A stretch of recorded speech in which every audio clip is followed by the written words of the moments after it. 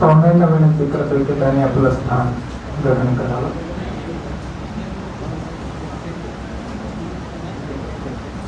आयुष्य जगत असताना जितकं स्वतःचं आपण आयुष्य महत्वाचं समजतो, परंतु त्या आयुष्य अनंतात विलीन झाल्यानंतर त्या आपल्या बॉडीचं महत्व आणि त्या बॉडीला समाजाला एक प्रेरित करणार या दृष्टिकोनातून देहदानाचं महत्व काय आहे हे समाजापर्यंत पोहोचवण्याचा दूरदृष्टिकोन लक्षात घेऊन या लघुचित्रपटाची निर्मिती करण्यात आलेली आहे.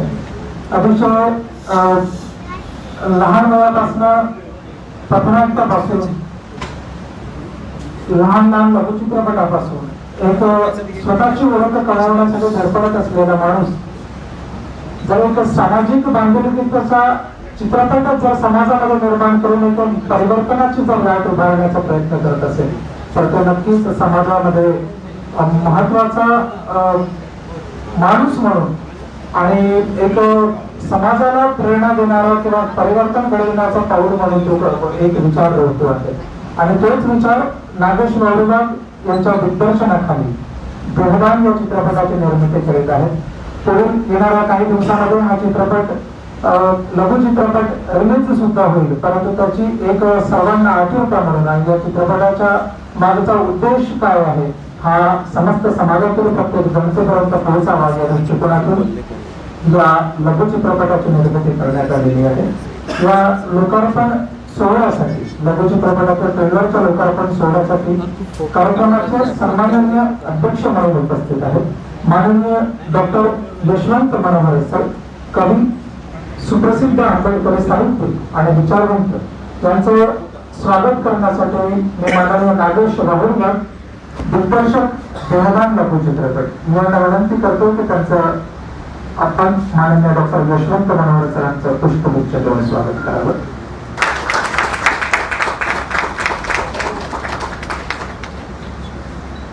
धन्यवाद. यानंतर या कार्यक्रमाचं आपण स्वागत करावं.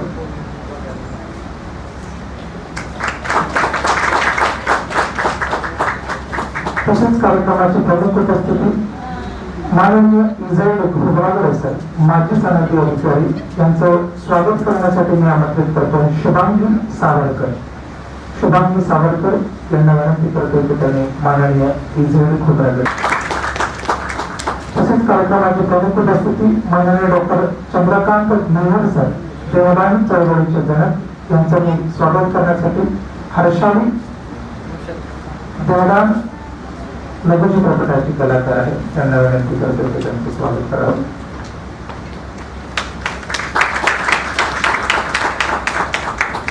तसेच कार्यक्रमाचे प्रमुख पाहुणे म्हणून उपस्थित माननीय भुजबळजी खैरकर सर, संचालक लॉर्ड बुद्ध टीव्ही यांचं स्वागत करण्यासाठी मी कल्पना टेलर मॅम देहदान चित्रपटाच्या निर्माती आहेत त्यांना मी विनंती करतो की त्यांचं आपण स्वागत करावं.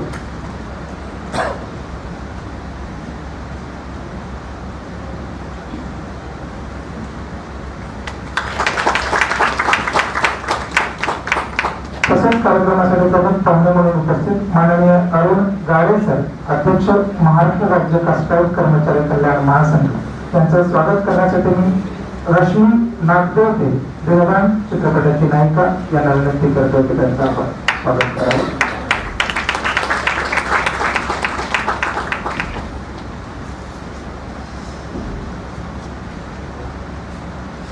तसेच कार्यक्रमासाठी उपस्थित माननीय सौ कल्पना टेलर मॅम चित्रपटाच्या निर्माती आहेत यांचं स्वागत करण्यासाठी मी मंदा पडवेकर यांना विनंती करतो की त्यांचं आपण स्वागत करावं. मंदा पडवेकर मॅम.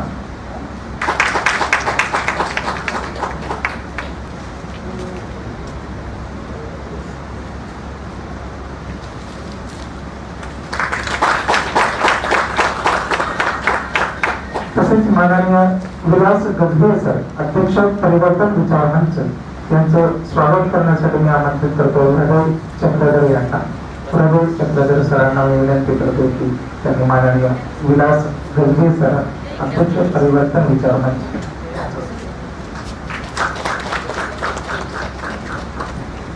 त्यानंतर आपल्या सर्वांमध्ये उपस्थित माननीय दादाकांत जी धनविजय साहेब करण्यासाठी मी संजय सायरे सरांना विनंती करतो. तसेच उपस्थित जयपाल आंबोरा यांचं स्वागत करण्यासाठी मी आमंत्रित करतो आहे. माधवी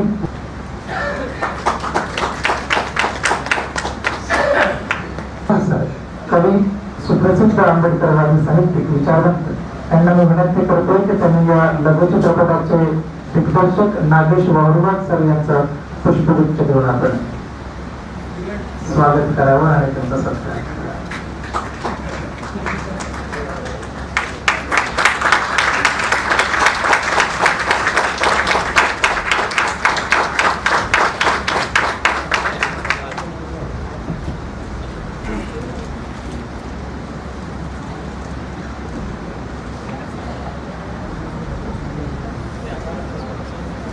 यानंतर या कार्यक्रमासाठी मैत्री बुद्धा या चॅनलचे संचालक माननीय सोमकोर साहेब यांचं स्वागत करण्यासाठी मी प्रकाश कांबळे सरांना विनंती करतोय की त्यांचं आपण पुष्पगुच्छ देऊन स्वागत करावं.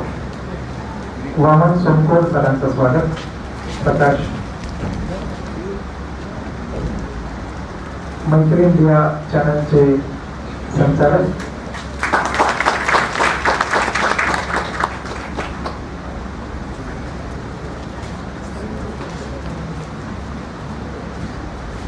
यानंतर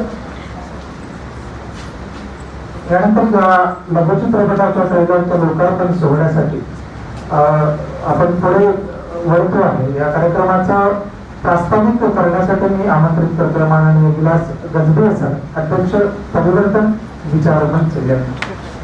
आयुष्यमान विलास गजबे सरांना मी विनंती करतो की त्यांनी या कार्यक्रमाचं प्रास्ताविक करावं. देहदान या चित्रपटाच्या लोकार्पणाकरता सन्माननीय प्रमुख पाहुणे या प्रज्ञा मंचावरती उपस्थित आहे. मी या उपस्थित असलेल्या सन्माननीय सर्व प्रज्ञावंतांचा आदर सन्मान करून देहदान या चित्रपटाच्या संदर्भात की जेव्हा नागेश वावुरवाड यांच्या देहदान या चित्रपटाची संकल्पना त्यांच्या डोक्यामध्ये आली आणि एकंदरीतच अकोल्यावरून नागपूरमध्ये नागेशचं जेव्हा पदार्पण झालं, आगमन झालं, त्यावेळेला हा मुलगा धाडपडणारा होता. एकंदरीतच चौथ्या वर्गापासूनच हा अभ्यासामध्ये प्रगल्भ असा हुशार होता आणि 5वी 6वीत आल्यानंतर मुक्पाट अशा कविता होत्या नागेशच्या कविता मुक्पाट असताना त्यालाही या साहित्याच्या बद्दल एक आवड निर्माण झाली की आपणही छोट्या मोठ्या कविता करू शकतो, गोष्टी लिहू शकतो. हा एक आत्मविश्वास नागेशच्या मनामध्ये आला आणि नागेश हळूहळू कविता लिहू लागला. नागेशचं एकंदरीत लेखन वाचन सुरू असतानाच त्यांच्या मनामध्ये एक अशी संकल्पना आली की आपलं एक छोटंसं कवितेचं पुस्तक निघावं. म्हणून त्यांनी आपल्या शिक्षकांकडे आग्रह केला, परंतु त्यांना वाटलं की हा छोटा मुलगा झोपडीत राहतो, तुरट्याचं घर आणि एकंदर या सगळ्या गोष्टीचा त्यांनी आढावा घेतला आणि नागेशला समजून सांगितलं की नागेश नाही, अजून वाचावं लागेल, अजून खूप चिंतन करावं लागेल, मनन करावं लागेल आणि त्यानंतर तुला पुढे जावं लागेल. नागेशने पुन्हा ठरवलं की आपलं वाचन वाढवलं पाहिजे आणि एक दिवस असा आला की नागेशने स्वतःच ठरवलं 10व्या वर्गात की माझा काव्य संग्रह निघाला पाहिजे. सर तुमच्या कविता वाचायचा नागेश ज्या वेळेला देहदान चित्रपट काढण्याचं ठरवलं त्यावेळेला आम्ही रस्त्याने फिरायचे.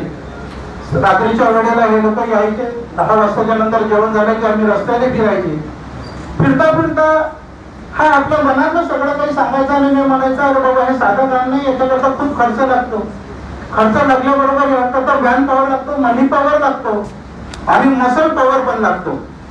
त्यावेळेला नाही सर हे सोपं आहे म्हणायचा, पण त्याचा जो आत्मविश्वास त्यावेळेचा तो इतका प्रचंड आत्मविश्वास होता की नागेशने ठरवलं की नाही आपण हा चित्रपट काढायला पाहिजे. नागेशचं नंतर लोकसहभागातून काव्यसंग्रह निघाला.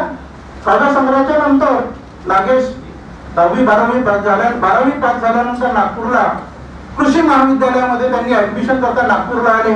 दोघांही भागबेटे खेड्यावरचे, वडील शेतकरी मजूर आणि छोटस असं साहित्य घेऊन आले. आणि ज्या वेळेला यांनी दीक्षाभूमीचा परिसर पाहिला आणि मग मनामध्ये नागेशने ठरवलं की मी नागपूर सोडून जाणार नाही. ते त्याचं फलित आहे की आज नागेश देहदान या चित्रपटाचा दिग्दर्शक झाला. माझी तुम्हा सर्वांना अशी विनंती आहे की नागेशचं नागपुरात येणं, दीक्षाभूमीला पाहणं आणि या उपराजधानीतून न जाणं हाच या देहदान चित्रपटाचा मुख्य भाग आहे. मित्र, नागेशची दुसरी अजून एक म्हणजे थोडक्यात देहदानाच्या संदर्भातली एक गोष्ट सांगतोय मी की नागेशनी ज्या वेळेला चळवळीत तो राहू लागला, कविता म्हणू लागला, त्याचं नाव होऊ लागलं, तेव्हा त्याच्या देहावरती हल्ला सुद्धा झाला. त्याचा मी साक्षीदार आहे. याच्यातूनही तो सावरला. त्याच्याही पलीकडचं देहदान सांगतो मी की नागेशनी हे सर्व देहाचे जे संबंध असतात ना, जाती पंथ धर्माचे, ते सारे तोडून टाकले आणि त्यांनी एका भंडारा जिल्ह्यातल्या मुलीसोबत आंतर धर्मीय विवाह केला. हे देहदानाची दुसरी गोष्ट. इतकंच नाही तर याही पलीकडे मी सांगतो की हा जो चळवळा माणूस हा पुढे पुढे पुढे पुढे जात होता आणि एक दिवस त्यांनी ठरवलं की हा देह नश्वर आहे, हा एक दिवस नष्टच होणार आहे. प्रत्येकाने आपलं देहदान केलं पाहिजे, आपलं अवयव दान केलं पाहिजे. आणि अशा पद्धतीने ह्या चित्रपटाच्या निर्मितीसाठी हा धडपडणारा नागेश एक दिवस चित्रपटाचा हिरो झाला, या चित्रपटाचा दिग्दर्शक झाला. आणि ज्या वेळेला मी ते पेपरला लिहायचा त्यावेळेला नागेशच्या संदर्भात 2 शब्द लिहिता मी लिहायचा की चित्रपटाचा निर्माता. तेव्हा नागेशने मला फोन केला, सर आता चित्रपटाचा निर्माता नका लिहू, आता चित्रपटाचा दिग्दर्शक लिहा. नागेशने या संदर्भात मला या ठिकाणी देहदानाच्या संदर्भात 2 शब्द बोलण्याची संधी दिली. मी अधिक वेळ न घालवता माझ्या शब्दाला इथेच विराम देतो आणि माझे 2 शब्द इथे संपवतो. जय हिंद. धन्यवाद सर. अतिशय थोडक्यात आपण त्यांचा प्रवास आणि त्यांच्याबद्दल आपण विचार व्यक्त केले. त्यानंतर मी या ठिकाणी आमंत्रित करतो आहे माननीय डॉक्टर चंद्रकांत मेहर सर, देहदान चळवळ केलेला आहे, त्यांना मी विनंती करतो की त्यांनी या कार्यक्रम प्रसंगी थोडक्यात मनाबद्दल व्यक्त करावं.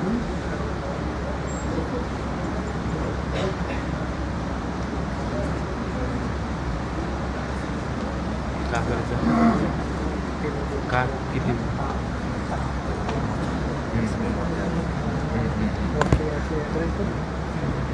देहदान या लोकमताच्या उल्लेखच्या लोकार्पण सोहळ्याचे अध्यक्ष डॉक्टर यशवंत उलव सर, उद्घाटक श्रीपाद अपराजी सर, प्रमुख अतिथी विजय बर्णीजी, विजय खोबरागडेजी, जायफळ असलेले प्रमुख पाहुणे आमचे मित्र नागेश भाऊरावजी आणि कार्यक्रमाला उपस्थित असलेले सर्व माझे सन्माननीय मित्र हरी देशमुखजी, मेश्रामजी, माझे बरेच मित्र उपस्थित आहेत.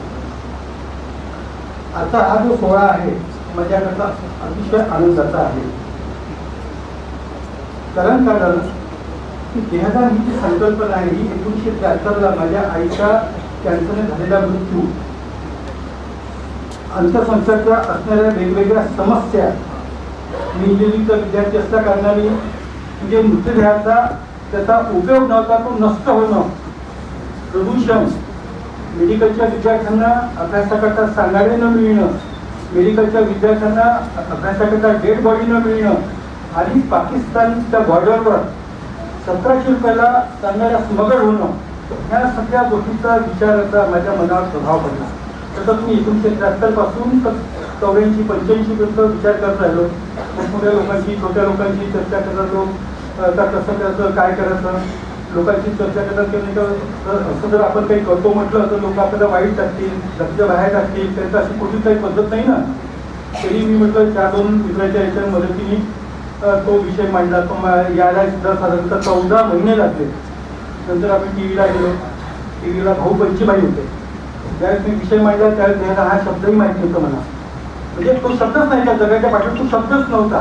पण भाऊ पंचीबाई आणि मी प्रोड्युसर होते भाऊ पंचीबाई आणि दोघांनी मिळून आम्ही हा शब्द तयार केला.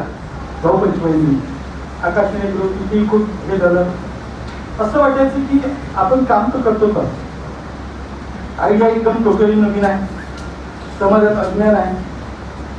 भारतात काम नाही आहे. भारताच्या बाहेर त्याचं कुठं काम नाही आहे. जवळ पैसाही नाही आहे. शासनाकडून कुठं सपोर्टही नाही आहे. आपल्याला जसं जसं जमेल तसं प्रचाराचे माध्यम म्हणजे लेख लिहिणं, संशोधन करणं, अभ्यास करणं, पेपर प्रेझेंट करणं आणि जिथे भाषण द्यायचे भाषण देणं अशा कार्यक्रमाच्या माध्यमातून मी हे काम सुरुवात केलं.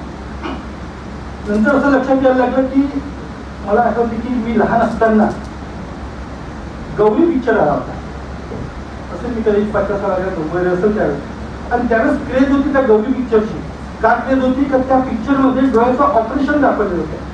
आणि बहुतांश लोक तो पिक्चर पाहत येत का तर डोळ्याचं ऑपरेशन दाखवलेलं आहे. आणि तो हेडवणारा प्रसंग होता तो. म्हटलं नाही हे माध्यम खरंच चांगलं आहे. टीव्हीचं माध्यम खरंच चांगलं आहे. आपण या माध्यमातून गेलो तर एकदम चांगला मोठा प्रमाणात प्रसार विचार होऊ शकते. आणि म्हणून मग मी 1988 पासून सतत आपले देवामानेंनी चिकी सिप्पी जब्बार पटेल यांच्याशी पत्रव्यवहारही केला 1988 मध्ये. तर प्रत्यक्षात मी KC गोकाडिया, सचिन पेळगावकर, नियोद फुले, सुनील दत्त, नाना पाटेकर, नागपूरचे बाळासाहेब अग्ने यांनाही भेटलो. काय झालं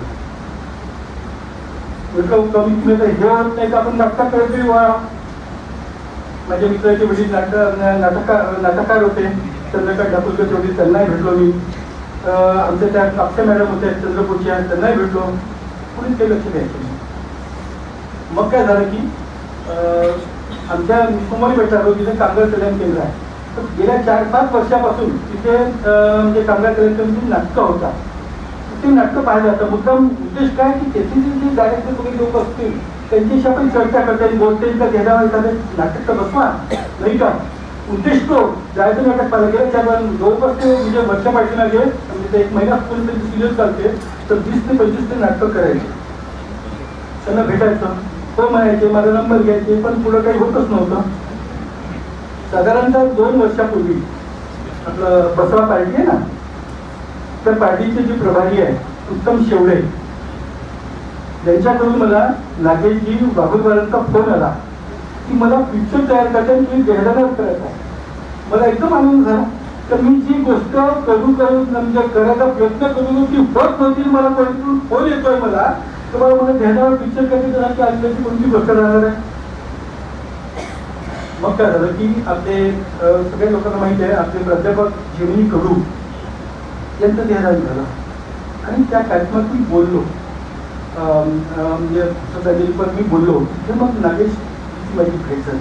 आणि भेट झाल्यानंतर मग ते माझ्या घरी यायचे, त्याच्या मित्र परिवाराला घेऊन यायचे. रात्री 1-1 वाजेपर्यंत आमच्या चर्चा व्हायच्या की हा विषय कुठल्या अँगल मिळायचा, कसं करायचं, काय नाही, कुठला अँगल ठेवायचा, असा तो सगळं सुरू असायचं.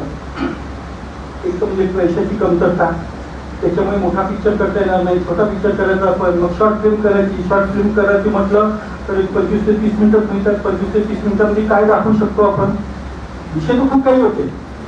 Health, environment, social, political, economical, religious, educational, science आणि टेक्नॉलॉजी इतक्या अँगलनी मी ती कन्सेप्ट मांडलेली आहे. तर तू सांग मला का तुला कुठला अँगल पाहिजे, त्या अँगलची मी तुला पूर्ण संपूर्ण माहिती देतो.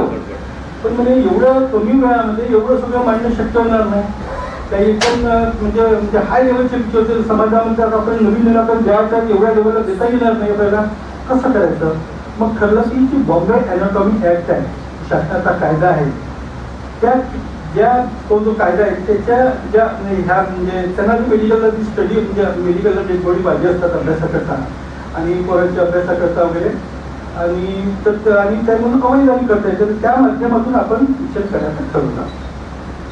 पिक्चर शूटिंग करत असताना खूप अडचणी यायच्या. अडचणी कधी कधी आलं काय म्हणजे कधी कायदेशीर अडचणी येतात. असं जर केलं तर ब्रेन डेड होईल. ब्रेन डेड झाला तर मग आपल्याला त्याचं वर्णन करता येईल नाही, आपल्याला वर्णन करावं लागेल. मग त्याच्यामध्ये पुन्हा आपण स्टोरी म्हणजे थीम चेंज करायची, स्टोरी चेंज करायची. असं वारंवार करत गेलो आम्ही. मग साधा अडचण म्हणजे एवढं की साधा टपरीवाला एखाद्या जर म्हटलं का नाही आम्हाला तुझ्या टपरीचा सीन घ्यायचा आहे, तर त्याचा आनंद होईल ना का माझी टपरी म्हणजे चहाची टपरी आहे, माझी टपरी पिक्चरमध्ये येणार आहे. मी मलाही डायरेक्टली म्हणजे त्याचा मान मिळणार आहे ना. पण त्यांनी 1000 रुपये मागावे आणि ते द्यावं लागले म्हणजे नाही का. म्हणजे लोक कसे कसे कसे संधीचा फायदा घेतात. नंतर मग मेडिकल कॉलेज तुम्ही तिथे कमिटी मेंबर आहे, दोन्ही मेडिकल कॉलेज तुम्ही त्यांना भेटलो नाही म्हणजे असं करताना नाही, आम्हाला गव्हर्नमेंट ऑफ महाराष्ट्राची परमिशन घ्यावं लागेल, गव्हर्नमेंट ऑफ इंडियाची परमिशन घ्यावं लागेल. कारण काय हे काही याचं काम नाही, जरी ते मदत करतात. आता ती शासनाला बोलून हे आल्यामुळे प्रेशर आम्ही सगळं करतात, पण असं नाही करताना तुम्हाला मी तिथं काही शूटिंग करताना नाही भेटून संसाधन वापरायचे कसे. मग काय व्हायचं की मग दुसरं कुठली एखाद्या रुग्णालय शोधा, ते रुग्णालय शोधतो म्हणजे आता आम्ही गाडीने फिरायचं तर 1000 रुपये लागून द्यायचे नुसतं शोधण्यामध्ये, तरी तिकडून कोणी कसा द्यायचा हो मिळायचंच नाही. मग कसं एक रुग्णालय मिळालं. आता नाव तुम्हाला नंतर माहीतच होईल, त्याचं नाव सांगत नाही. काही सगळ्या गोष्टी सस्ता म्हणजे काही गोष्टी सस्पेन्समध्ये घ्यायच्या असतात. मग तिथे गेला, मग तिथे काही शूटिंग करायची होती. मग निकेशरांनी सांगितलं नाही आमच्या इथे म्हणजे आता सिरियस पेशंट आहे, तुम्ही अशा टाईपची शूटिंग इथं करता नाही येणार तुम्हाला. तर ते बरोबर आहे ना, तुम्ही त्यांनी म्हणजे तुम्हाला फ्री ऑफ चार्ज त्यांनी एवढं मोठं रुग्णालय दिले, तिथे त्यांनी 2-2-3-3 दिवस तुम्हाला शूटिंग करून राहिलेली आहे नाही का. तर ते म्हणायची की नाही तुम्हाला असं करता नाही. मग तशा वेळेस म्हणजे मला खरंच नागेशचं मला मोठं कौतुक वाटते. तर ते पटकन दिसून घ्यायचे जे एखाद्या दिवसामध्ये दिसून घेता आलं नसतं आयुष्यात मग काय करायचं, कुठली सिच्युएशन आपण क्रिएट करायची तर पटकन ते दिसून घेऊन तसं ते करायचे. ते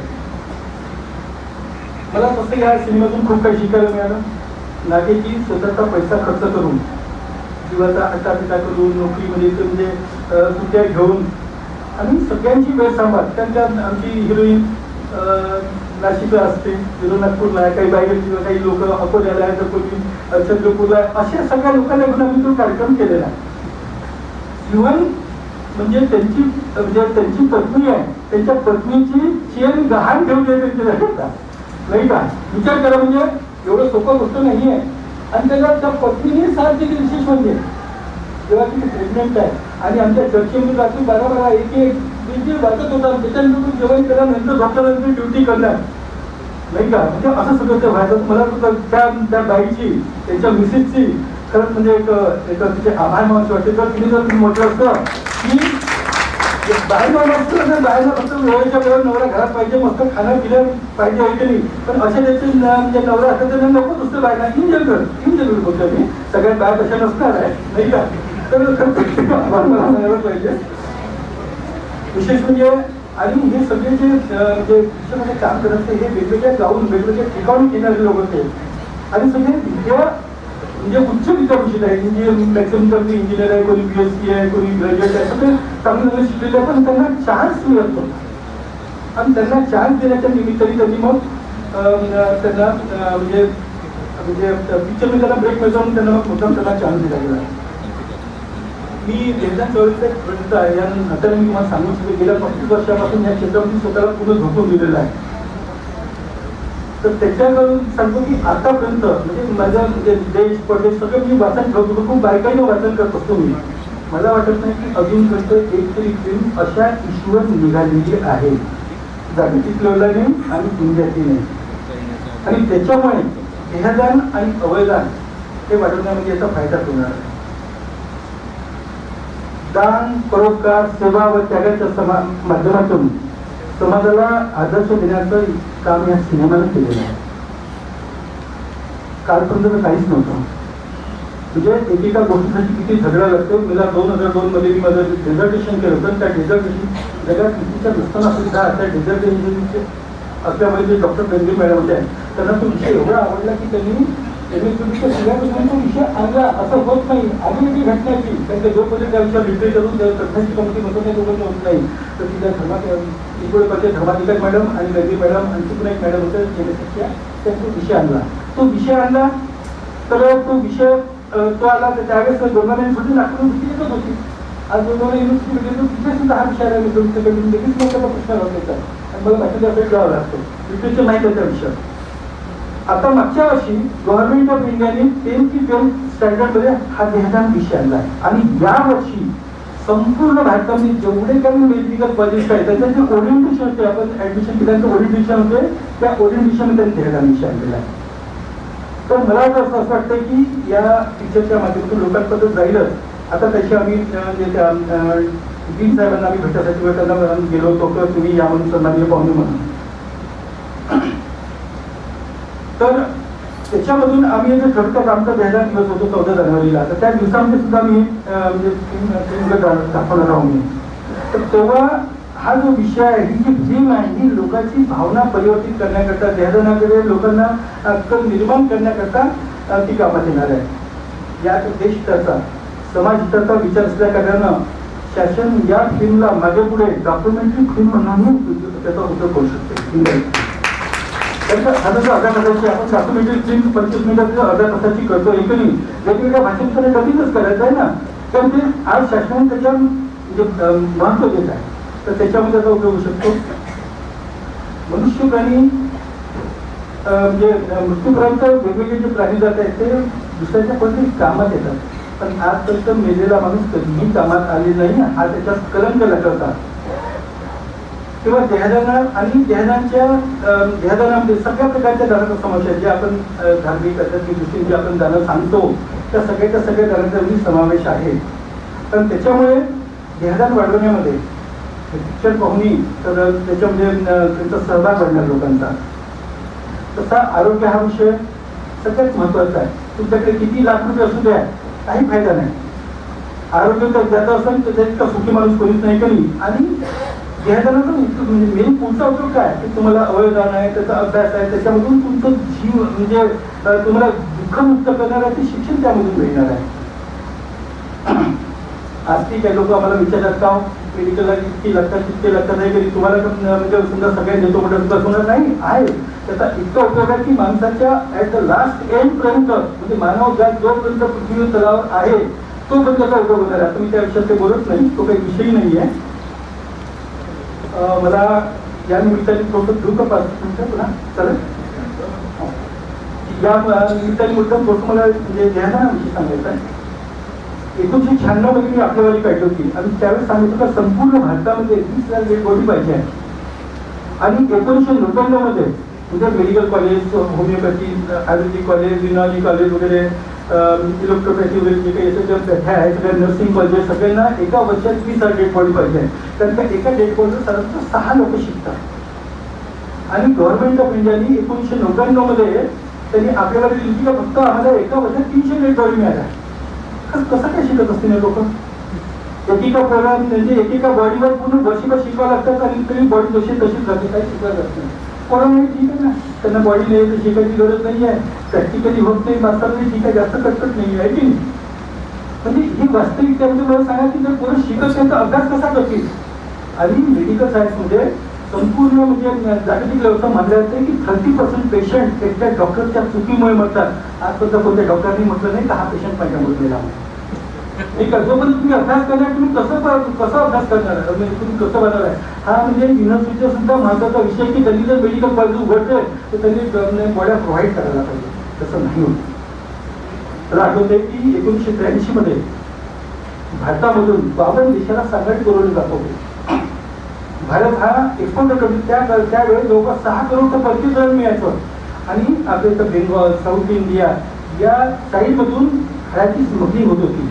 सुद्धा लोकांनी गाडलं, त्या किती काही हे आलं तर लोकांनी गाडलं का ते स्मगलिंगचं रॅकेट लागायचं, ते खूप रित काढायचे, त्याच्यात ते मास्क वेगळं करायचं आणि ते त्यांना त्याच्या खोक्यामध्ये हाडं टाकून त्यांना फाटून ते पाठवतं. अशा ह्याचं सगळं ते एकत्रित होतं. इव्हन लहानपणी आपण ऐकत होतो की त्या पोरांना पळून घेऊन गेले, त्यांनी ते पूल बांधून राहिला पण बळी दिले. ते बळी म्हणजे तो हाच प्रकार होता तो की लहान लहान पोरांना पळून घेऊन जायचं, त्याला दारू पाहिजे, त्याला अक्षरशः आईनं कापून टाकायचं, मास समुद्रात फेकून द्यायचं आणि ते खोक्यामध्ये बघून अमेरिका इथे वगैरे पाठवत होतो.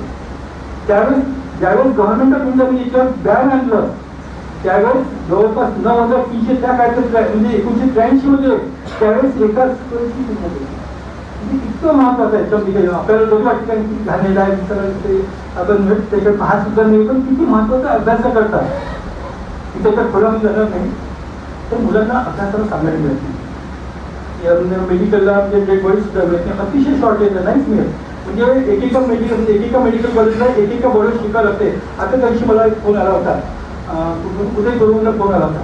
म्हणजे आम्हाला मम्मी पाहिजे म्हणजे मम्मी कशा पाहिजे तुम्हाला नाही का, तुमच्याकडे डेड बॉडी नाही मिळत काय, तर मी काय असते म्हणून त्याला सांगितलं. तर तिथला तो लेक्चर 8 ते 9 वर्षापर्यंत लेक्चरशिप करतो आणि तो मला काय विचारतो एम्बॉर्निंग काय म्हणते सर म्हणते. आणि जर त्या माणसाला मी सगळं आपण ध्यानात केलं तर तिथे शिलामधून तिथं फॉर्मॅलिटी टाकतात आणि त्याच्यामध्ये क्रेडिट रिझल्ट ही गोष्ट जर त्या लेक्चरला माहिती नसेल तर त्या पोराला काय शिकवणार आहे, काय घेणं नाही पोराला नाही का. आणि आज तर जे आपण मेल्या माणसाचं आपण नागपुरामध्ये नेत्रदान करूनही आपण ध्यानात करता येते, स्किन डोनेशन करूनही ध्यानात करता येते.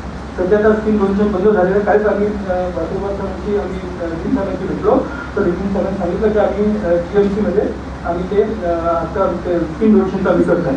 तर काहीच नाही, जगाच्या पाठीवर म्हणजे इतकं ॲडव्हान्स झालेलं मेडिकल मेल्या माणसाचं रक्त सुद्धा काढता येतं आणि ते जिवंत माणसाला होतं. मी ज्या तो लेख दिला होता पण संपूर्ण भारतामध्ये ती घेण्याच्या माध्यमातून ती न्यूज केलेली होती. मेल्या माणसाचं वीर्य काढून त्याच्या बायकोला पोळणं पैदा केलेला. मेल्या माणसाचा हार्ट, लिव्हर, किडनी, फुफ्फुस, सिमेंट काय काय नाही जवळपास 36 गोष्टी मेल्या माणसाला काढतात. त्या ती टेक्नॉलॉजी आपल्याकडे नाही आहे आणि गव्हर्नमेंट ऑफ इंडिया ह्या गोष्टीकडे लक्ष देते. घरी त्यांना म्हणजे मोठे मोठे विमानं पाहिजे, हे पाहिजे, ते पाहिजे, पण त्यांनी ह्या गोष्टीकडे लक्ष दिलं पाहिजे. हे म्हणजे माणसाला वाटून जाणे सगळे ह्या गोष्टी आहे की ह्या गोष्टी टेक्नॉलॉजी जायला पाहिजे. तर परदेशातले लोक इथे येणार नाही की त्याचा फायदा घेण्याकरता येतातच ना. त्याच्यामुळे म्हणजे एक शांती निर्माण होऊ शकते, 2 देशांनी लोकांच्या खूप काही होऊ शकते. आणि मी अधिक वेळ घेणार आहे, तुम्हाला एक छोटासा मुद्दा सांगतो. घरी गोष्ट नाव सांगणार नाही. न्यू हॉस्पिटलमध्ये 1983 मध्ये ती घडलेली गोष्ट आहे. एक 16 वर्षाचा पोरगा आला. 16 वर्षाचा पोरगा, डॉक्टरना वाटलं की हा म्हणजे बोन कॅन्सर आहे. पण 16 वर्षाच्या पोराला बोन कॅन्सर झाल्याची नोंदच नव्हती पूर्ण जगामध्ये. 18 वर्षाखाली कुठून नोंदच नव्हती. आणि यांनी त्या पोराला वाचण्याचा खूप प्रयत्न केला, तो पोरगा नाही वाचला. मग यांनी म्हटलं की बा आम्हाला ही बॉडी द्या अभ्यासाला. ते नाही, आई वडील ट्रेन आलेले अशिक्षित माणसं, ते नाही म्हणायचे ते द्या म्हणजे, हे नाही म्हणजे ते द्या म्हणजे, असं म्हणत ते होतं. मग त्यांनी ठरवलं की बा यांच्या पोराच्या आई वडिलांना न माहीत होता तेवढा पाठ टाकून तर असं करणं म्हणजे त्यांची नोकरी जाणार, असंही करता येत नाही नियमाप्रमाणे. वरून इकडे खासदार आमदारापासून प्रश्न तुम्ही त्यांची बॉडी का देत नाही, बॉडी का देत नाही. आणि एक डॉक्टरची टीम ते कायच्या विचारामध्ये लागली, दुसरी डॉक्टरची टीम त्यांना पटवण्याच्या पाठीमागे लागली. आणि योगायोगाने काय झालं की त्याच्या मुलाच्या आईने म्हटलं म्हणजे तुम्ही तेवढा पाठ काढून घ्या आणि बॉडी आपल्याला द्या. आणि त्यांनी तो पाठ काढला, त्यांनी अभ्यास केला आणि त्यांना तो बोन कॅन्सर सापडला. ही जी गोष्ट अख्ख्या जगापासून लपलेली होती ती नागपूरच्या मेयो हॉस्पिटलला सापडली. कशामुळे? तेवढा पाठ दिल्यामुळे. जसं विचारलं ती गोष्ट लपून दिसली. त्यांनी मग ही गोष्ट Maharashtra medical council, Indian medical council, best medical काउन्सिलमध्ये गोठवली. आणि आता जगभर त्या विषयावर म्हणजे का कमीत कमी 16 वर्षाच्या खाली म्हणजे बोन कॅन्सर होऊ नये याच्यावर अभ्यास केला. मी आपला बराच वेळ घेतलेला आहे. पुन्हा मी या पिक्चरला शुभेच्छा देतो आणि जेवढे आमचे सहकारी आहेत त्यांनी घेतलेल्या मेहनतीबद्दल त्याचा मी आभारी आहे.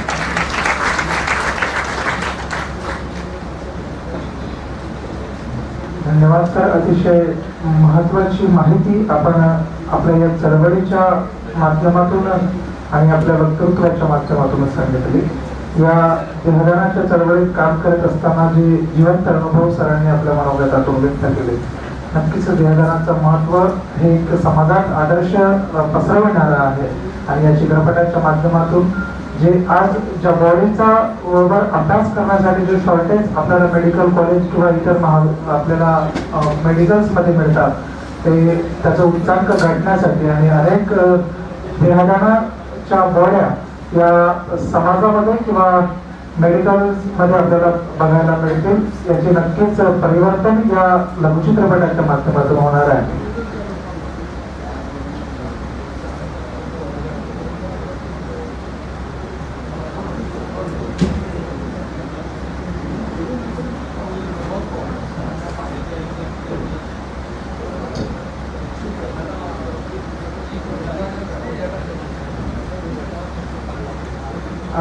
यानंतर आपण लगेच या लघुचित्रपट देहराम याच्या ट्रेलरचं आपण लोकार्पण या ठिकाणी करत आहोत.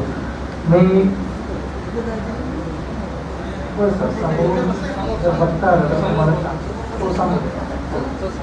मी सर्व पाहुण्यांना विनंती करतो की कृपया आपण समोरच्या चेअरवरून या लघुचित्रपटाचं ट्रेलर बघू शकता.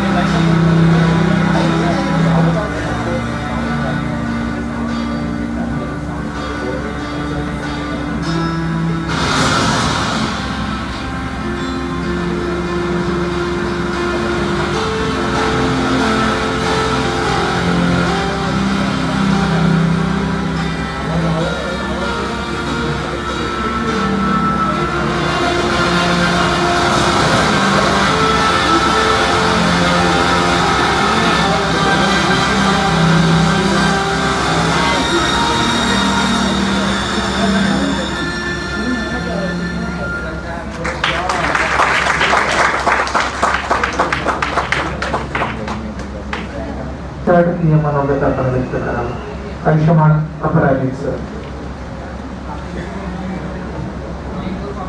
या अतिशय मौलिक कार्यक्रमाला उपस्थित असलेल्या सर्व सुहृदांना मी विनम्र अभिवादन करतो. या कार्यक्रमाचे अध्यक्ष आदरणीय मनोहर सर, इजेड सर, देहदान चळवळीचे प्रणेते मेयर सर आणि ज्यांच्या नावातच वाघ आहे असे नागेशजी, त्यांनी खूप महत्त्वाचं काम करून दाखवलेलं आहे आपल्यापुढे. तर मला असं वाटतं की या लघुपटाचं विमोचन झालं असं मी जाहीर करताना नागेशजींसाठी एका गायांचा कडकडाट करावा असं आवाहन करतो.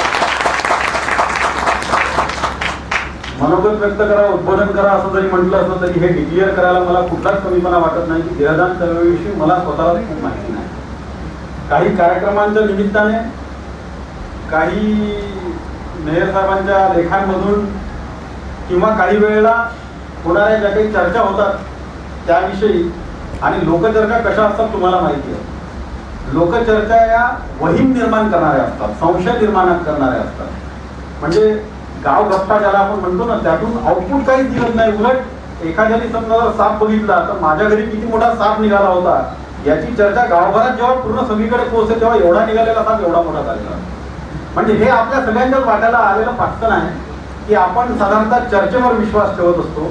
तरीही आत्ता चंद्रकांतजी तुम्ही जी काही माहिती दिली आणि किती महत्वाची माहिती आहे की एखाद्या आजाराच्या संशोधनाचं मॉडेल ज्याला आपण म्हणतो ते नागपुरात मिळावं. म्हणजे तुम्ही 83-84 ची काहीतरी घटना आहे असं मला सांगितलं आणि 83-84 पासून आजवरचं 2019 साल जरी आपण म्हटलं तरीही नागपुरातून याच्या मॉडेलवर किंवा ते प्रात्यक्षिक नागपुरात झालं होतं याची माहिती मला वाटत नाही प्रमोद आपल्यासारख्या पत्रकारांना तरी असावी. म्हणजे ज्या पद्धतीने तुम्ही आता ही माहिती डिस्क्लोज केलेली आहे अक्षरशः, तर या कार्यक्रमाच्या निमित्ताने देहदानाविषयीची तर आपल्याला सगळ्यांना माहिती होणारच आहे, पण त्या अनुषंगाने देहदान चळवळीच्या मार्गातले जे काही मोठे धोंडे आहेत ते दूर करण्याचंही काम या निमित्ताने त्याचं मंथन व्हावं अशी अपेक्षा मी या ठिकाणी व्यक्त करतो. सगळ्यात महत्वाचं म्हणजे अकोल्याहून एखादा युवक येतो नागपुरात, त्याला इथे राहावंसं वाटतं आणि पहिला लघुपट आहे ना हा, समजा जर लघुपटासाठी सुद्धा देहदान हा तुलनेने क्लिष्ट विषय त्यांना निवडावासा वाटतो. तेच तर महत्वाचं आहे. म्हणजे देहदान या विषयावर त्यांना चित्रपट करावासा वाटणे, लघुपट करावासा वाटणे. कारण आजकाल जेव्हा समजा जर लोकांना कविता करायचं वाटल्या तर निसर्ग आणि झाडं आणि पानं फुलाच्या व्यतिरिक्त काही दिसत नाही. पण मानवी मन सुद्धा अशी एक भावना असते आणि या मानवी मनामध्ये आम्ही बरेचदा म्हणजे खूप काही ऐकलं अशातला भाग नाही देहदानाविषयी, पण आम्ही एवढंच ऐकून असतो की श्रीलंका हा आपल्या पूर्ण आशियाला नेत्र पुरवठा करणारा देश आहे. आता आपल्या अवतीभोवतीचा एखादा देश आपल्यापेक्षा एखाद्या क्षेत्रात तरी पुढे राहू शकतो हा आपण खपवूनच घेत नाही. आणि त्यासाठी काय केलं, मग समजा जर त्यांच्या काही धार्मिक संकल्पनांवरचे जे काही गुरखे चढले होते ते दूर करण्याचं काम सर्वात आधी श्रीलंकेने केलं. बरेचदा आपण असं बघतो की बरेचदा आपल्याला देहदानाविषयी काय माहिती असते, तर सदेह वैकुंठागमनापासून तर आत्मा भटकण्यापर्यंत असे अनेक प्रकार आपण आपल्या पुराणात म्हणा किंवा वर्तमानात म्हणा ऐकत असतो आणि आपल्या बापदादांनी ज्या काही सांगितल्या त्याच्यावर विश्वास ठेवायचा या भाबड्या समजुतीतून आपण त्याचं संक्रमण पुढील काळामध्ये करत असतो. मग सर्वात पहिले देहदान या लघुपटासाठी उपस्थित असलेल्या सर्वांनी देहदान करावं की नाही हा त्याचा प्रश्न आहे आणि इट्स अ प्रोसेस.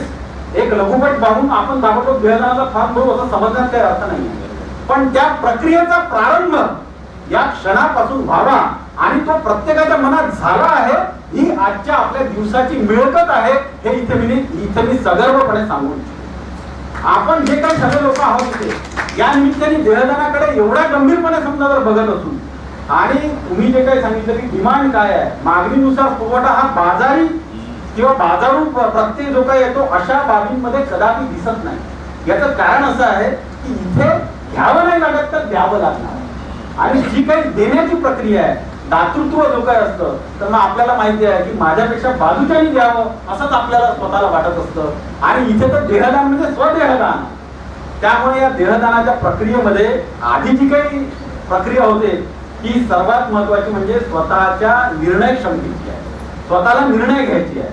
बरेचदा आपले नातेवाईक किंवा काही जे काय म्हणतात की त्याच्या हयातीत आम्ही वृत्तपत्र सृष्टीत असल्यामुळे आम्हाला बरेचसे अनुभव येतात. मनोहर सर काही गोष्टी तर अशा की या इथे सांगाव्या नाही अशा सुद्धा आहेत की ज्यांनी आपल्या हयातीमध्ये आपल्या वाडवडिलांची किती सेवा केली किती नाही यांनी त्यांच्या स्मृतिप्रित्यर्थ केलेल्या कार्यक्रमाची सुद्धा बातमी छापून यावी असं त्यांना वाटतं. पण कसं असतं की आपण पुन्हा मान राखणे, सन्मान राखणे आणि भावना राखणे याच्या काळामध्ये आपण जातो आणि पुढे मग आपल्याला ह्या जगराहाटीनुसारचा नियमाच्या परंपरांमध्ये ती जात नाही. पण सर्वात आधी या चित्रपटाच्या निमित्ताने नागेश सारख्या अकोल्याहून आलेल्या एखाद्या युवकांनी नागपूरला नवी वाट दाखवलेली आहे आणि या नागपूरमधून पूर्ण जगभरात किंवा भारतामध्ये ही वाट जाणार आहे एक पथिक म्हणून. आणि मी नागेश जी यांचा उल्लेख फक्त पथिक नाही तर सजग पथिक असा करतो आणि या अतिशय चांगल्या कार्यक्रमाला मला आमंत्रित केलं आणि ज्यांच्या आग्रहाखातीर तुम्ही मला इथे बोलवलं त्या यशवंत मनोहर सरांचे मी आभार मानतो आणि या सगळ्या जमलेल्या सुहृदांना विनम्र अभिवादन करतो आणि थांबतो. थँक्यू.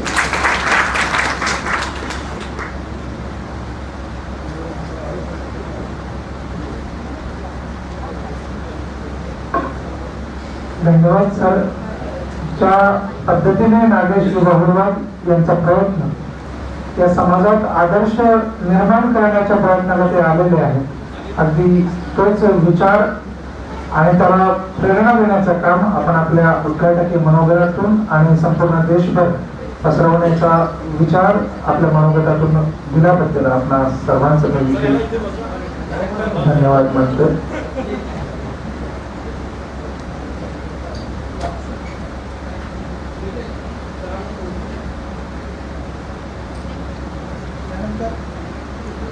या कार्यक्रमासाठी प्रमुख पाहुणे म्हणून आपल्या सर्वांमध्ये उपस्थित आहेत माननीय भैयाजी खैरकर, संचालक लॉर्ड विद्यार्थी नागपूर यांना मी विशेष विनंती करतो की त्यांनी या कार्यक्रम प्रसंगी आपलं मनोगत व्यक्त करावं. आयुष्यमान भैयाजी खैरकर सर.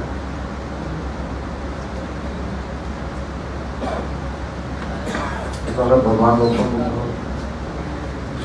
बाबा साहब के विनम्र अभिवादन करता हूँ. मैं आपके प्रोग्राम के अध्यक्ष जो है आदरणीय डॉक्टर असलम मनोहर सर, विवेक कोलागड़े सर, यहाँ पर अभी जो अपराधी साहब गए और अरुण घाड़े साहब, घाड़े जी, और यहाँ पर बहुत सारे मित्र नागपुर में जो काम करते हैं वो सारे उपस्थित हैं. मुझे लगता है कि इस विषय में जो चंद्रकांत खैर सर ने जो बोला है ना, तो काफी और बोलना चाहिए था. जो हाँ जरूर, मैं 14 जनवरी को मैं आपकी मुलाकात लेने की कोशिश जरूर करूँगा. ये विषय पे हम लोग बहुत कम काम करते हैं, खास करके हमारे लोगों ने ज़्यादा काम करना चाहिए. ये सब अंधश्रद्धा को भी देशमुख साहब बैठे हैं, उनको मालूम है कि ये देश की अंधश्रद्धा, धर्मश्रद्धा, ये सारी जिम्मेदारी उनकी है. बुद्ध के साहित्य में कभी ऐसा पढ़ने को नहीं मिलता, इसलिए श्रीलंका सबसे आगे गया होगा. मरने के बाद देह का क्या करना है, इस पर बुद्ध ने कभी कोई भाषण नहीं किया. इसलिए जो बुद्धिज्म को मानने वाले एक कंट्रीज है, उस कंट्री में शायद ये प्रॉब्लम बहुत कम है. और ये जो भारत में जो प्रॉब्लम है, ये प्रॉब्लम ज़्यादा है और फिर से अभी ज़्यादा बढ़ेगी, क्योंकि फिर से सनातन मुक्ति सनातन जैसा था उसको अब आगे पुराना था वही कच्चा रखेंगे ना, नया और परिवर्तन करने से नागेश भाव से ऐसे कई लोगों को हमको आगे आना पड़ेगा. क्योंकि ये पुरातन जो मानसिकता है, देह नश्वर है, या देह का मरने के बाद में कोई उपयोग नहीं होता, ये बुद्ध ने बराबर. लेकिन साइंस ये डिमांड करता है कि इसका उपयोग होता है. सर ने भी आपको बताया बहुत सारी बातें, तो इस पर चर्चा करने की आवश्यकता है. हमारे समाज में चर्चा होती ही नहीं. तो खंडा देने वाले लोग, वो सारी परंपरा है ना. अभी भी अपन ने बोले कि बुद्ध के जाने के बाद 7 दिन लोग ढोल बजाते नाच रहे थे, गाना गा रहे थे. ये तो बाबा साहब ने लिखा हुआ है. बुद्ध जाने के बाद 7 दिन लोगों ने ढोल बजाया, नाच रहे थे. क्या अभी संभव है? वो इतना विचार नहीं करते. हमारे यहाँ ये विज्ञान को मानने वाले जो लोग हैं उसकी कम संख्या है, और विज्ञान का प्रचार जितना बहुत सुंदर मेयर सर ने बताया उससे आगे मैं तो भी इस विषय का कोई जानी नहीं हूँ, लेकिन मुझे इस बात की पूरी जानकारी है कि इसके पहले जब तक ये गवर्नमेंट के हाथों में ये घाट नहीं थे, घाट जो है ना, मैं मुख्यतः घाट में रहा हूँ, तो ये घाट नहीं थे. उस पीरियड में ये सारा कुछ हुआ. यानी कई जमाने के आप नवभारत की रिपोर्टिंग करोगे या पुराने जमाने में ये घाट के करीब जो लोग रहते थे, गंगा भाई घाट और नागपुर के खास घाटों के बारे में, इन घाटों में एक रैकेट चलता था. और वो आज रात को जो गई है, वो जो जमीन में गाड़ने का, अच्छा हुआ कि वो जलाने की परंपरा भी हमारे बीच में आई है. और इसलिए वो सारा तो एक रैकेट चलता था. और ये जो जितने भी मनुष्यों को कहा जाता था उनका, वो सर ने बहुत सुंदर विश्लेषण किया उस बात का. और वो सब वो रैकेट चलता था. दूसरे दिन तो लोग जाते नहीं, बराबर है. तो ये जलाने की परंपरा जहाँ पर आई है, तो उसमें अभी वो अलग बात. लेकिन हमारे वंदना संगम में भी काफी 400-500 फार्म भरे गए. हमारे वंदना संगम में इसके फार्म बांटे जाते हैं. और अभी हमारे वंदना संगम के देवदास घोड़ेश्वर सर, अभी नागेश बाबू आपसे कुछ तो सीखे. ये मेरा दोस्त है, जब अकोला में आया तो मैं ही आप इसके बारे में. तो इसका जीवन संघर्ष भी बड़ा कठिन काम है. यानी वहाँ से आया, यहाँ पर कुछ नहीं गिरा है, घर में रह रहा है, काम खुद सा कर रहा है, क्या कर रहा है इसके बारे में वो बोल जाता बताया। वो बहुत सारी बात इतने संघर्ष में या ऐसे विषय को जिसको जिन लोगों ने लेना था हाथ में वो लोग नहीं लेते, और एक नागेश बाबू जी और उनकी टीम ने ये दिया, मुझे लगता है ये बहुत सही कदम उठाया है। धीरे धीरे इसकी जानकारी हो गई, लेकिन जो करीबन बुद्ध के और विज्ञानवादी जो अपने आप को समझते, जो अंधश्रद्धा को नहीं मानते, इन लोगों ने ज्यादा ताकत से इन विषयों को आगे बढ़ाना चाहिए, बराबर। क्योंकि बहुत ही सुंदर विश्लेषण मेहर सर ने किया है, इसकी आवश्यकता है और मानव जाति के लिए आवश्यकता है, बराबर। हम पढ़ते थे कि मोहनजोदड़ो में जैसे आज भी कई कई उत्खनन में मनुष्य की हड्डियां मिलती है, तो हमको ये पता चलता है कि ये मनुष्य वो उस नगर का कार्यकाल पता चलता है, वहाँ मनुष्य कैसे रहते थे, कौटी कैसी थी उनकी, मतलब हाइट कितनी होती थी, वो मोहनजोदड़ो है या जहाँ जहाँ भी अभी ये पुरातन बस्तियां है, तो मनुष्य का जो देह है वो कितना आवश्यक है, इस पर काफी अलग अलग एंगल से चर्चा होनी चाहिए। और मुझे लगता है कि मेरे पास टीवी है, मैं तो जितना जनता मेयर सर इसके पहले उन्होंने बताया कि वहाँ मेरा ऑफिस था, तब वो झोपड़पट्टी में जब आते थे तो कभी इस तरह से भी हम लोगों ने इसका काम करना चाहिए, ऐसा मुझे लगता है। और मैं इससे ज़्यादा आप लोगों को ये चढ़वड़ बढ़ाने में, क्योंकि हमारा अपना, हम सुधारवादी दृष्टिकोण के लोग हैं, बराबर, तो हमारा अपना भी बहुत संघर्ष चल रहा है। मैं आपको बता रहा हूँ, इसको वो इतने चिपके रहते, बाबा साहब इतना पढ़े, इतने चिपके रहते, अरे मरने के बाद में ये गांव में गया था, तो मरने के बाद में वो मुंह में पानी डालने के लिए तो खेत में कुछ भी नहीं है, कैसे कैसे क्या होगा, खेत में कुछ भी नहीं है।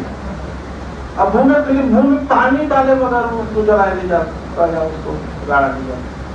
तो एक आदमी का टावल खींचे, वो बहुत गंदा था, धूप का गंदा टावल, वो टावल एक कुएं में दौड़ते हुए गया हम लोग, वो बकेट में डूबा है वो, और वो टावल जो था ना उसको बोले निचोड़ नहीं लगा है, तो वो आदमी के मुंह में एक खून डाल रहा, ये हालत नहीं, इतनी मूर्खता। मरने के बाद जिंदाबाद में पानी डाले कि नहीं डाले, लेकिन मुझे बोले तो वो लोग आ रहे, हमने बोला जलाना भी होगा नहीं, बोले परिवार के लोग आ रहे, एक एक फ्रेम पानी, वो टावल इतना गंदा था, वो गंदा पानी उसके मुंह में एक फिर लड़की ने लिया, फिर वो एक फ्रेम डाला, इतना इतना, अरे इन विषयों पर कितनी चर्चा करेंगे। बाबा साहब ने ये सारे विषय साइंटिफिक रीजन दिया, अपने लोगों ने देदान करना चाहिए, और लोगों को इस बात के लिए प्रचार प्रसार करने के लिए हमने आगे आना चाहिए। अभी हमारे बड़े साहब सर की बीवी मर गई, उसने देदान कराया था, अब देदान करेंगे तो मेडिकल से लेके जाएंगे और चीज फाड़ होकर क्या क्या मजा है, मैं आपको बता रहा हूँ, तुमको तो मालूम होता है, इतना कठिन होगा कि लोग घर में लेके, अब मेडिकल वाले देदान दे दिया है, बुद्ध की फोटो लगते पूजा पाठ करते लेके, अब घर में लेके जाना है, लोगों को दर्शन देना है नहीं, और फिर 4 कंधे वगैरह लगाना, ये इतना कठिन होता है, नहीं लगा तो क्या होता, कंधा जिंदापन में जा रहे, एक आधी बार बाथरूम में गिर रहे तो कंधा लगा के उसको बाथरूम तक पहुंचा देना, ये ठीक है। ये इतना संघर्ष होता है, अपने परिवारों में होता है, अपने परिवार के लोगों ने इस बात को अगर दे दिया, दान किया, तो फिर वो दान किए चीज से और इतना मोह क्यों है। दान देने वाले के बारे में बताओ, जिन्होंने दान दिया वो भी परिवार से इतना मोह करते, वो बॉडी से, और बॉडी की जो व्याख्या उन्होंने की कि बॉडी की कितनी आवश्यकता है, ये आप सब पढ़े लिखे लोग हैं, हम लोग इस सारे अभियान में लाने के आपने बहुत ही कड़ा संघर्ष, मुझे लगता है कि अभी भी जीवन में इसकी नौकरी पक्की है, तो वास्तव में इसकी नौकरी थी, ऐसा आपको मालूम होगा। अभी हमारे लोग इन विषयों पर चर्चा में सारे कंपनी के कामगार होते हैं, कोई नौकरी तो पक्की होती नहीं, लेकिन फिर भी इसकी शादी हुई, जब ये दफुला से नागपुर आया तब से मेरा दोस्त साहब में नागपुर में तो कम मिलता हूँ, लेकिन हर जगह हम लोग मिलते हैं। इस स्थिति में भी नागेश जी ने ये इतना बड़ा कार्य किया, ये लघु चित्रपट का निर्माण किया, इससे शायद ये मूवमेंट हम लोग आगे बढ़ाने की कोशिश करेंगे। हमारा जितना भी हमसे बनता है नागेश जी, हम आपका साथ जरूर देंगे। मनोज सर है, नरेश सर है, सारे बड़े लोग इस मंच पर बैठे हैं, इसको आगे बढ़ाने के लिए हम सारे लोग हम आपके साथ रहेंगे, इतना ही बोलता हूँ। और फिर से नागेश बाबूराव जैसे नए कार्यकर्ता को जो ग्रामीण इलाके से शहर में आना, एक तो किराए से रूम नहीं मिलती, यहाँ से संघर्ष शुरू होता है ना, तो फिर और बात तो, लेकिन उसने इतने सारे दोस्तों को जोड़ा, खुद को जोड़ा, पत्रकारों को जोड़ा, मनोज सर से कोबरागढ़ सर को जोड़ा, उनमें नागेश जी के इस प्रयास को और मेहर साथी उस विषय के ज्ञान को सलाम करते हुए अपने भाषण को यहाँ पर विराम देता हूँ। जय हिंद, जय हिंद, जय हिंद।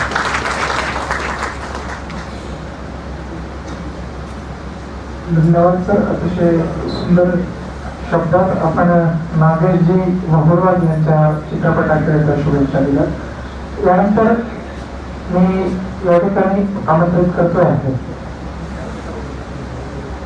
सौ कल्पना तेलंगण चित्रपटाच्या निर्माती आहेत, यांना मी विनंती करतो की या चित्रपटाबद्दलही आणि या चित्रपटाच्या चळवळीबद्दल आणि परिवर्तनाबद्दल आपण शब्द व्यक्त करावा.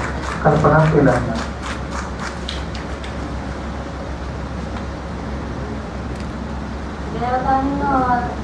लघु चित्रपटाच्या ट्रेलरच्या लोकार्पण सोहळ्यात आपल्या सर्वांचं मनपूर्वक स्वागत.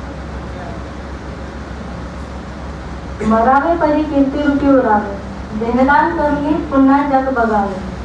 किती सुंदर संकल्पना आहे नाही. ही संकल्पना 2 ते 2.5 वर्षापूर्वी नागेशने माझ्या समोर मांडली होती. तेव्हा त्यांच्याशी माझी फारशी ओळख पण नव्हती. माझ्या बहिणीच्या थ्रू तिने माझी भेट करून दिली आणि तो बोलला, ताई माझं हे स्वप्न आहे की मी देहदानावर एक चित्रपट बनवावा. मला देहदान हा शब्द ऐकूनच फार असं आगळं वेगळं वाटलं की काहीतरी नवीन करायचं याला. मी त्याला म्हटलं, हो पुढे नागेश, मी तुला जसं होईल तशी मी तुला मदत करायला तयार आहे. तुझं स्वप्न मी पूर्ण करू शकते, जसं जेवढंही होईल तेवढं. सतत 2 वर्ष आम्ही फार झटलो. स्क्रिप्ट लिहिण्यापासून कलाकार शोधण्यापर्यंत आम्ही फारच कष्टदायक होता आमचा हा सफर. खूप कलाकार म्हणजे 2 वर्षात आम्ही खूप हिरोईन बदलल्या, हिरो बदलले. म्हणजे 2 दिवसात म्हणजे 2 महिन्यांनी मला याचा फोन यायचा, काही मिळाली हिरोईन परत नाही. ते म्हणजे असं 2 ते 2.5 वर्षापर्यंत हे सर्व सुरू राहिलं आमचं. आता शूटिंग आहे, मग शूटिंग आहे करत करत एवढे दिवस आम्हाला म्हणजे 2.5 वर्ष निघून गेले आमचे.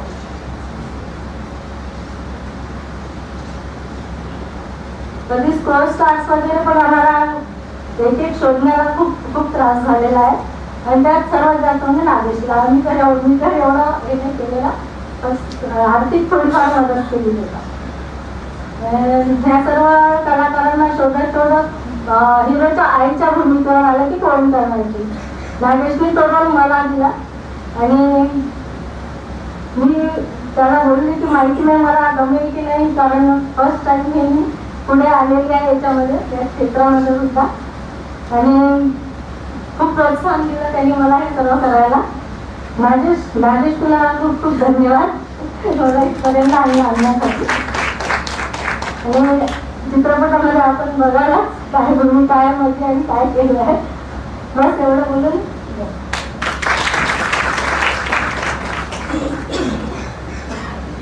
धन्यवाद तेलंगण. या चित्रपटासाठी खऱ्या अर्थाने म्हणजे या चित्रपटाचं ओझं पेलण्यासाठी अनेकांचं सहकार्य लाभलं.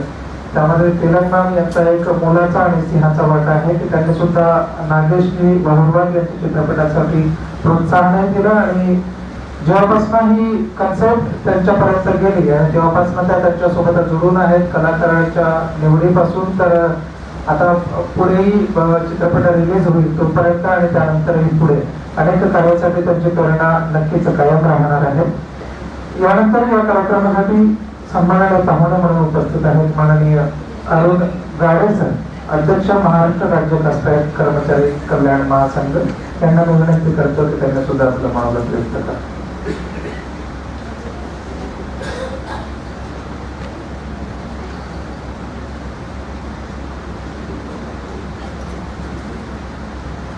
तथागत भगवान बुद्ध परमपूज्य डॉक्टर बाबासाहेब आंबेडकर यांना प्रथम अभिवादन.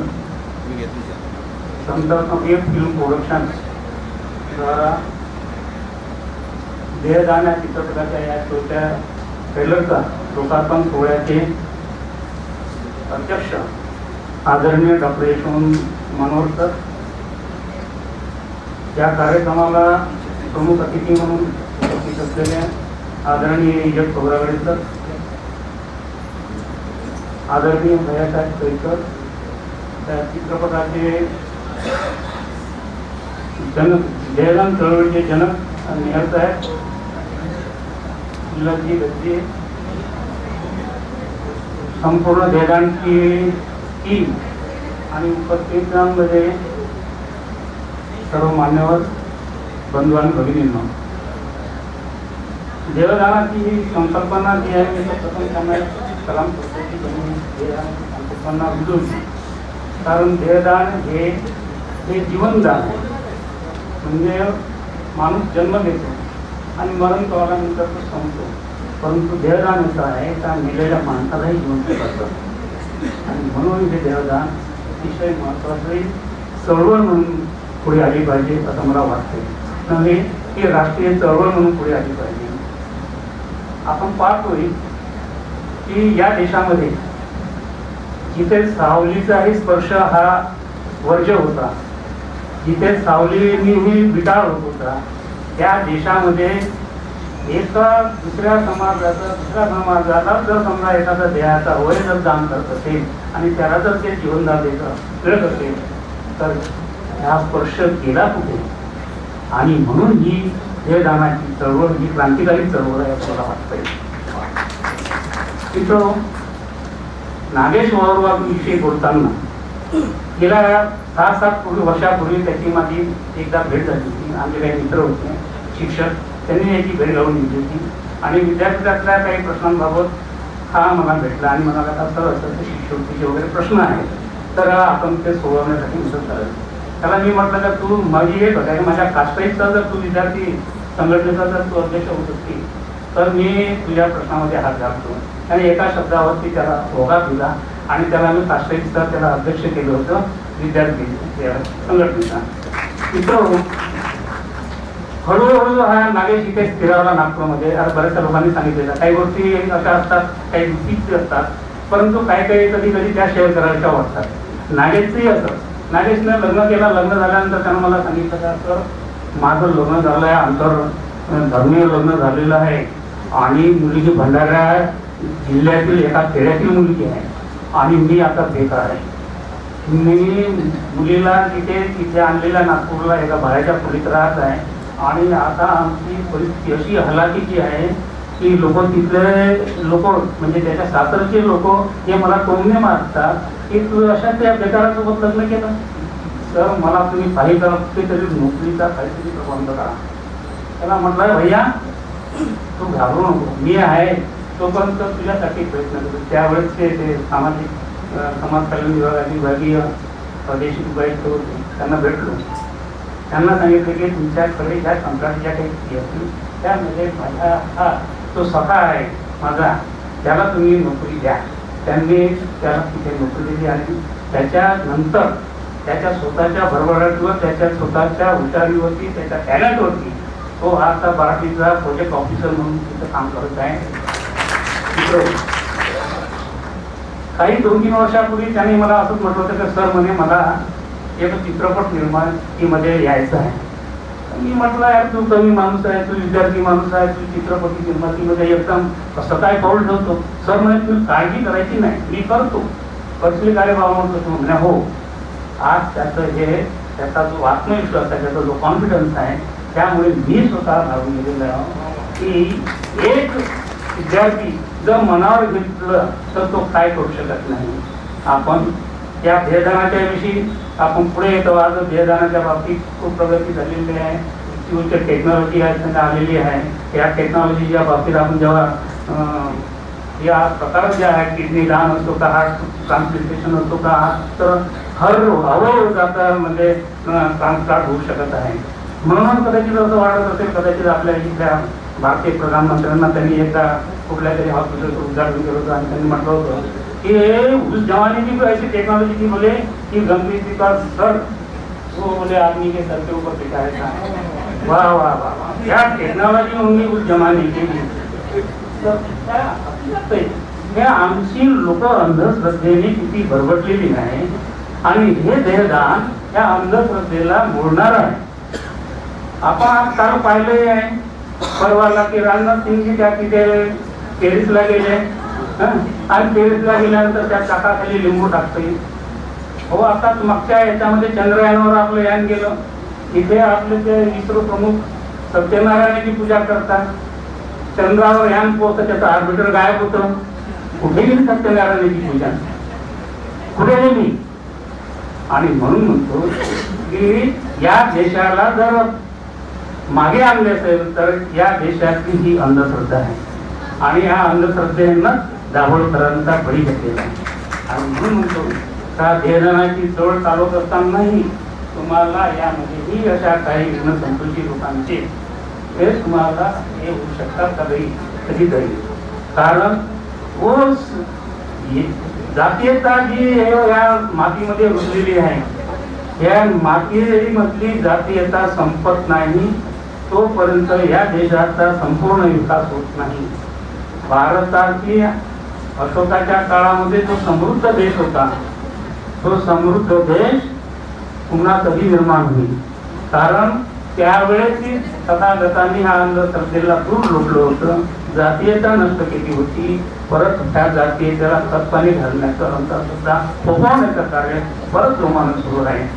आणि म्हणतात का जर या देशामध्ये जर जातीयता नसती, अंधश्रद्धा नसती तर हा देश अमेरिकेच्याही पुढे गेला असता.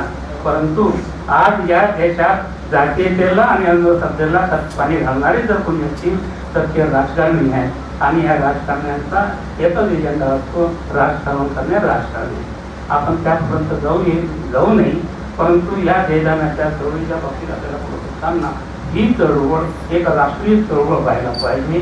देशदानाची चळवळ ही संपूर्ण मानव जातीचं कल्याण करणारी चळवळ आहे आणि म्हणून या चळवळीमध्ये सर्वांनी सहभागी व्हावं अशी मी आपल्या सर्वांना विनंती करतो आणि या चळवळीला शुभेच्छा देतो.